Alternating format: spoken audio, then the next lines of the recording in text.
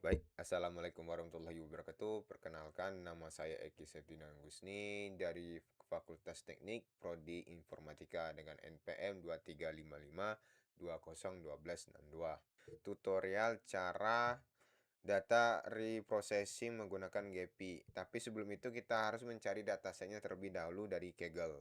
Kalian cari saja di sini atau enggak di sinilah. Sudah ada datasetnya, kita langsung saja. Pertama kita pilih file, habis itu ke import spreadsheet. Nah, kita harus cari datasetnya ini yaitu student performance dataset. Nah, baik, untuk yang pertama sebentar.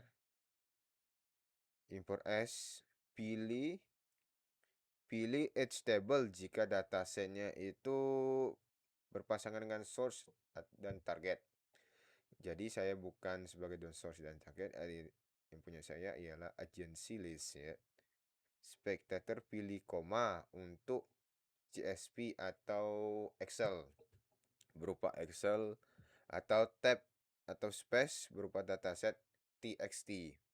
Nah, chipsetnya itu pilih FTF 8. Baik, next.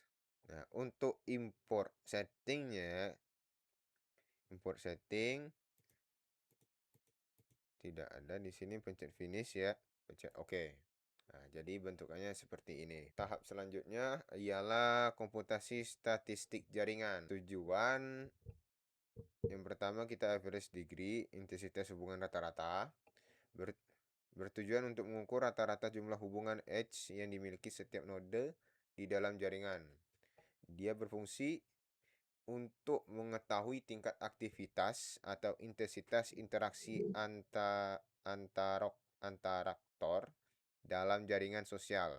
Semakin nilai average degrees, semakin banyak koneksi rata-rata yang dimiliki setiap aktor. Caranya ialah pilih statistik, klik average degree,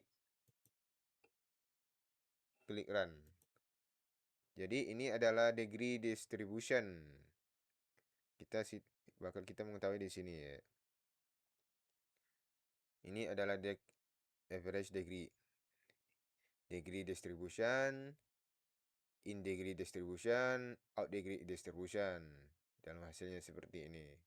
Lebih dari 750 lebih ya. Oke. Dan yang kedua kita akan melakukan graph density, kepadatan jaringan. Bertujuan untuk mengukur tingkat kepadatan hubungan yang terbentuk dibandingkan dengan seluruh kemungkinan hubungan yang dapat terjadi dalam jaringan. Dia berfungsi untuk menunjukkan apakah jaringan bersifat padat, dense, atau renggang, sparse. Nilai ini membantu memahami tingkat keterhubungan cara menjalankan. Baik, yang pertama caranya ialah kita pencet statistik lagi. Habis itu kita cari graph density. Setelah itu kita pencet run. Habis itu distribution oke. Dan hasilnya seperti ini. Sebentar. Sepertinya ada yang salah.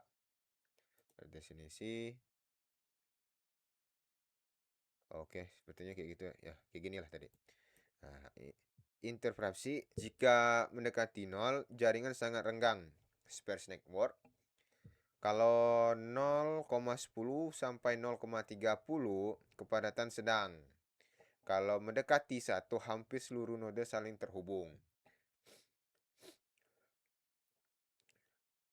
Pada jaringan media berskala nilai dan sini umumnya sangat kecil karena tidak semua pengguna saling berinteraksi. Baik, yang ketiga, network diameter, efisiensi penyebaran informasi. Bertujuan untuk mengukur efisiensi penyebaran informasi berdasarkan jarak antara aktor dalam jaringan. Dia berfungsi untuk menghasilkan beberapa metrik penting yang menggambarkan struktur jalur komunikasi dalam jaringan ya. Nah, cara menjalankannya ialah masih tetap di statistik tersebut. Pilih network diameter, habis itu klik run.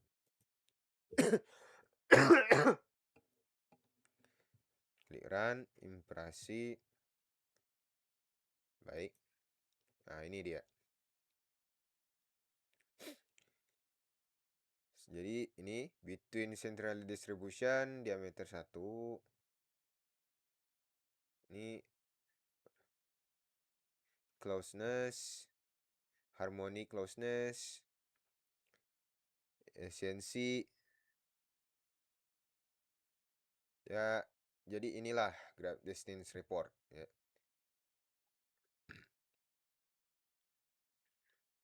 Radius. Jadi seperti inilah. Network diameter.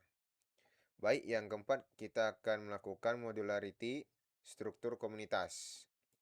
Dia bertujuan untuk mengidentifikasi kelompok atau community yang terbentuk berdasarkan pada hubungan antar aktor.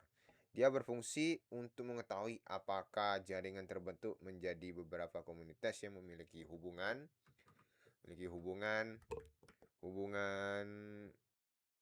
internal lebih kuat dibandingkan cara menjalankannya. Caranya ialah masih tetap di statistik, klik modularity, habis itu pencetkan run. Nah, biarkan resolusinya seperti ini, habis itu pencetkan OK saja. Klik OK. Jadi hasilnya seperti ini. Jika jika di bawah 30, struktur komunitasnya lemah. Jika 0,30 sampai 0,50 komunitasnya cukup jelas. Kalau 0,50 komunitasnya sangat kuat. Resolutionnya jadi 0,18. Jadi hasilnya lebih ini ya, lebih banyak dan komunitasnya sangat kuat untuk bagian modularity reportnya. Baik. Yang kelima, kita akan melakukan eigenvector centrality, identifikasi aktor paling berpengaruh. Dia bertujuan untuk mengukur tingkat pengaruh suatu aktor berdasarkan kualitas hubungan yang dimilikinya. Dia berfungsi berbeda dengan degree yang hanya menghitung jumlah koneksi. Eigenvector centrality mempertimbangkan apakah suatu node terhubung dengan node penting lainnya. Caranya menjalankannya masih tetap di statistik juga. Kita pilih eigenvector centrality ini. Habis itu kita pencet run di bagian node overview ya. Di bagian node overview, pencet eigen centrality, habis itu run. Biarkan saja seperti ini. Oke. Jika nilai tinggi memiliki pengaruh di dalam store. Jadi hasilnya seperti ini. Nilai yang lebih tinggi itu cuma 100 kalau milik saya. Enggak ding, 1000 ya. Punya saya itu nilainya lebih tinggi itu 1000. Mungkin dari itu. Jadi ini adalah eigenvector centrality distribution. Baik, yang keenam kita akan melakukan page rank, identifikasi aktor paling penting. Dia bertujuan untuk mengukur tingkat kepentingan suatu aktor berdasarkan jumlah dan kualitas hubungan yang dimilikinya, sehingga dapat mengidentifikasi aktor yang memiliki posisi paling strategis dalam jaringan. Dia berfungsi untuk menentukan tingkat kepentingan relatif setiap aktor di dalam jaringan. Berbeda dengan degree centrality yang hanya menghitung jumlah hubungan, PageRank juga mempertimbangkan tingkat kepentingan aktor-aktor yang terhubung dengannya. Oleh karena itu, aktor yang terhubung dengan banyak aktor penting akan memperoleh nilai page yang lebih tinggi. Dan cara menjalankannya masih di bagian statistik. Kita pilih PageRank. PageRank. Dia di bagian network overview. Pencet PageRank ini. Habis itu pencet run. Biarkan parameternya sebagai default. Oke. Pencet run. Nah. Jika nilai patch ranknya tinggi, dia menunjukkan memiliki posisi yang sangat penting ya. Kalau patchnya sedang, menunjukkan posisinya cukup penting. Kalau misalnya lebih rendah, dia kurang strategis atau hanya terhubung dengan sedikit aktor yang berpengaruh. Nah, yang keempat,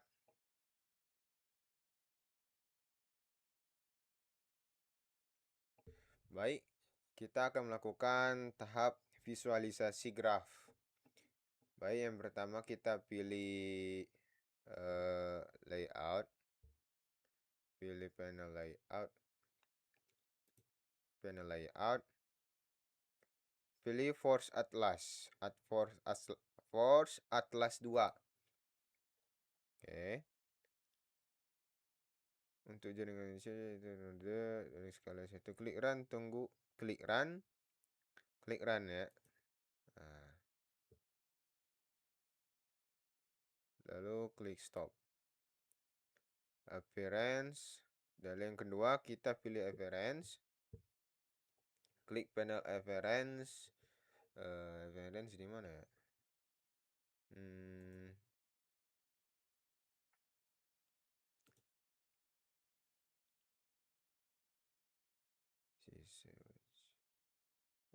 appearance.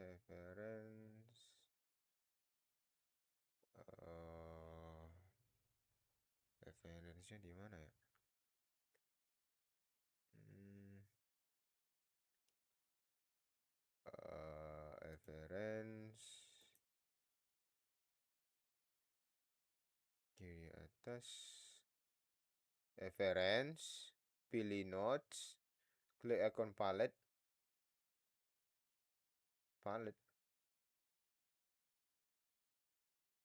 Sebentar. Pilih nodes, klik icon palette atau color. Participation, pilih modularity class. Modularity class, klik apply. Nah, jadi ini adalah referensinya.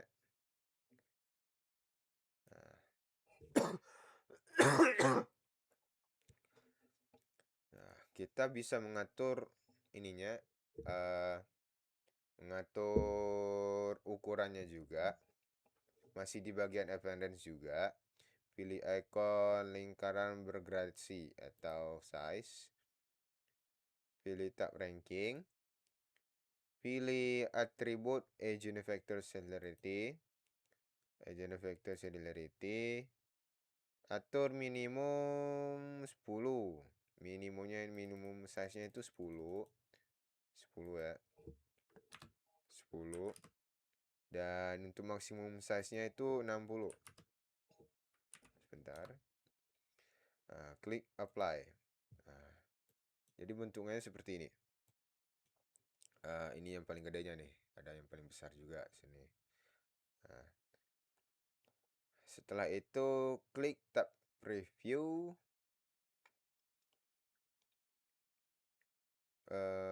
Kita klik tab preview. Mana preview ya? Preview.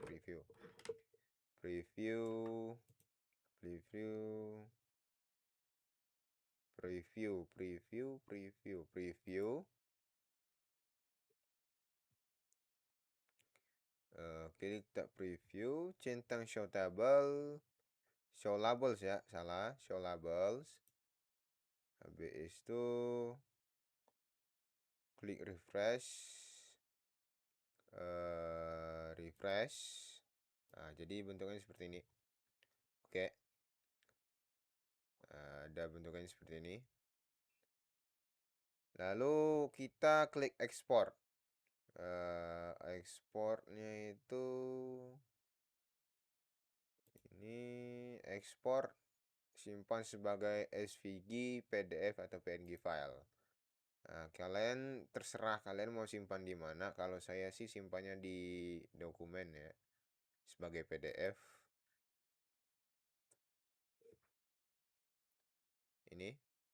Jadi bentukannya seperti ini. Mungkin itu saja tutorial dari saya. Assalamualaikum warahmatullahi wabarakatuh.